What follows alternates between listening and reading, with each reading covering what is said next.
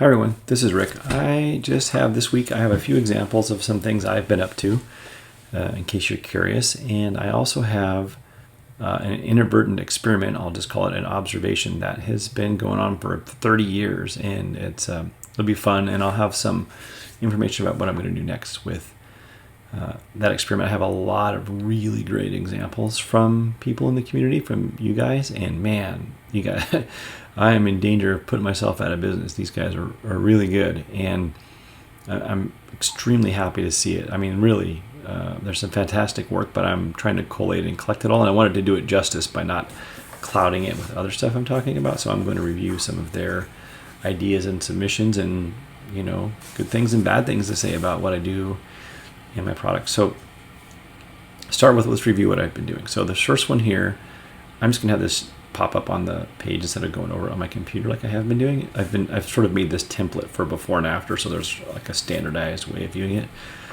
We have a Hulk 180, and it looks a little brighter. After, I'd say slightly brighter. I'm looking at Hulk's forearm, it looks a little bit brighter, but the book is overall honestly pretty unchanged. If I'm looking up in the Marvel Comics group text at the top, I would say it looks slightly whiter, and maybe the little bubble around Hulk looks whiter too, but not a lot. There's not a lot going on there. The next is the back of the same book. Now that looks a lot better.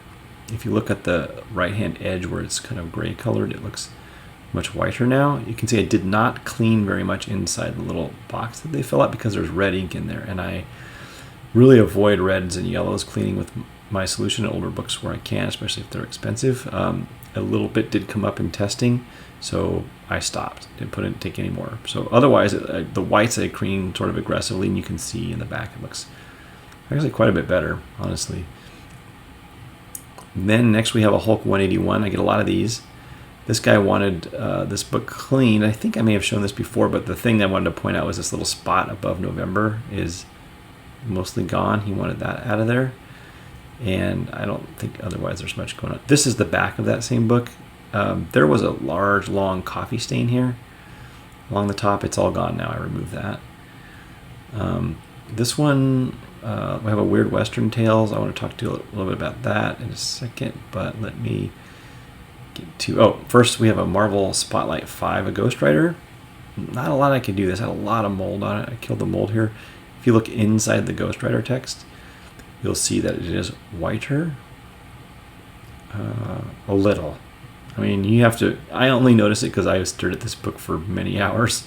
It looks a little whiter, but it's not overall better. The back, however, different story. I took all this mold off the bottom right in the right-hand column, and all the water damage, it looks basically new.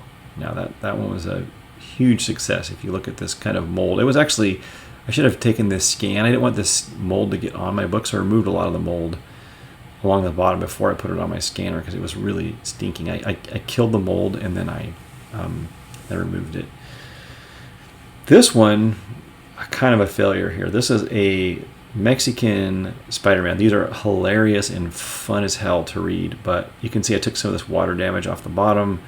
Tried to get this Sharpie marker off here, but you can see where her leg is sort of green colored here. It's because some of the blue dye in that Sharpie was left over, and the yellow is showing through the thin blue, and I was in danger of removing even more the ink. Also, I got these initials removed from the surface. I took those out. It doesn't look great, but it's better, and the book was just fun as hell to work on, really. And one of my best things is you can see Spider-Man's face now, which I think is a victory there. The back, this had a hole in it, so it was never going to be above maybe a good plus or something. It was never, this book wasn't going anywhere grade-wise. But I kind of gave up cleaning the back because of that, but it looks a little bit whiter. You can see here especially, right there maybe, but I sort of I'm not going to spend 6 or 8 hours cleaning the back of this book, whereas when there's a hole in it, it doesn't make any sense. So this one's a fun one. So this next one is a before and after of Staples. So this is this guy wanted the Staples cleaned in a Weird Western Tales, and so I'll show you some of these books here. This is the Weird Western Tales book, which is really fun read. Just to show you really quick, here's the Hulk 180. Just good book. I also have a Spider-Man 301 from the Philippines that I cleaned up quite a bit. That's here. Oh, and here's that Sobradente Araña, Hombre Araña. It's super cool, and it's funner than hell. So I'm really glad I get to see some of these great books.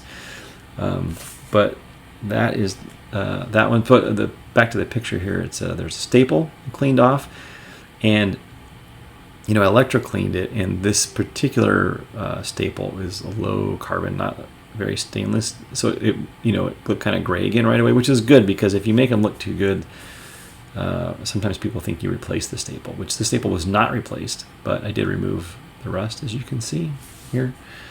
I don't have an image of the 301 of Spider-Man. I'll find one and throw it in there, but I wanted to show you this, which is what I'm talking about next, which is a Spider-Man 347, which I've had, and the book is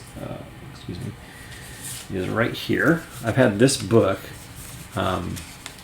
in this frame since 1991. In fact, I know it's from October 22nd, 1991. So just shy of 30 years I've had this book in that frame exposed to light. And we're going to go over and talk about the aging of it, because it's look at the back of the book. I'll show you later. It's quite white in color.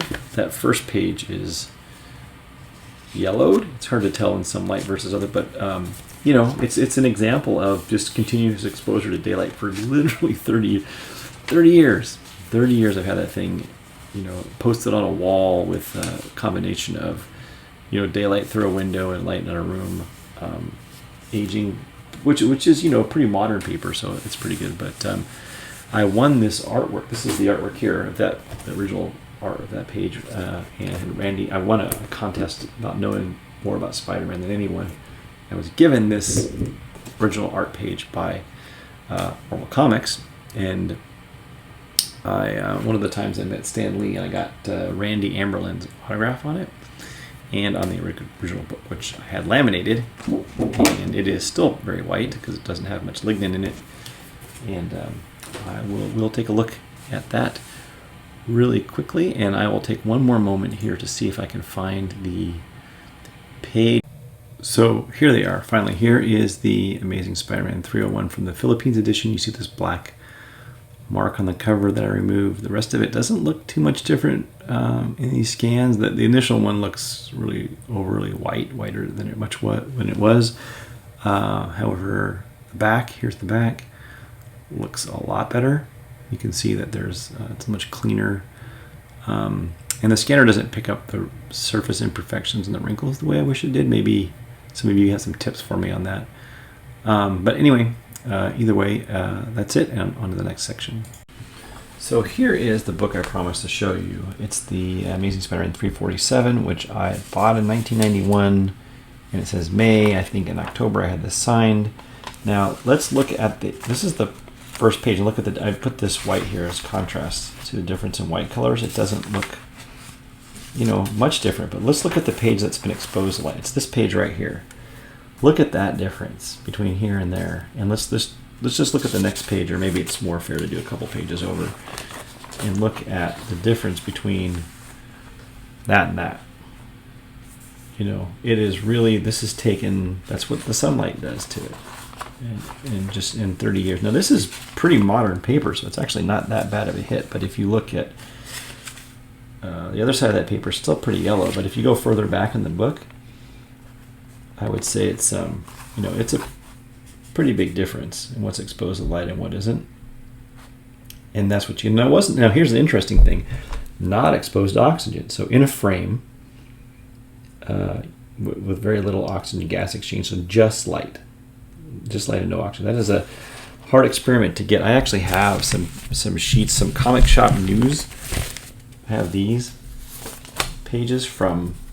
These are also 30 years old. These are from, actually more than that. These are from 86. Geez, so closer to 35 years old pages. I'm going to cut strips out of these that have been yellowed, and I'm going to clean them with different calcium carbonate, calcium hydroxide, sodium hydroxide, potassium hydroxide. I'm going to try to remove that that coloring and see what works best. That'll be some experiments from these. Actually, no, these aren't 35 years old. Sorry, 1992. So they're approximately just 30 years old. But anyway, these are great to have because, this is great for experiment. I don't mind cutting these up. I'll just chop them up. This is, by the way, how we used to find out about comic books before there were, before there was an internet. These were good for us. So it's also fun to see, to look at this. You can see these little, like someone cut out these letters here and put little bumps. And then it says, there's a little note here. You can't see it, but it says, make, Venom hard to see on a tree. And there he is. Venom Island. So it's kind of fun to see the little notes on the side and where they kind of patch things up. And it's kind of fun to have that original artwork, and really very interesting for me anyway to see this experiment. And I've got Randy Underland's signature on here, 1991, and I have artwork from him from 2019 on my wall, in 95 and 2005 and 2002. So I've been getting this guy's autograph for a long time, and this is a really fun book too. It's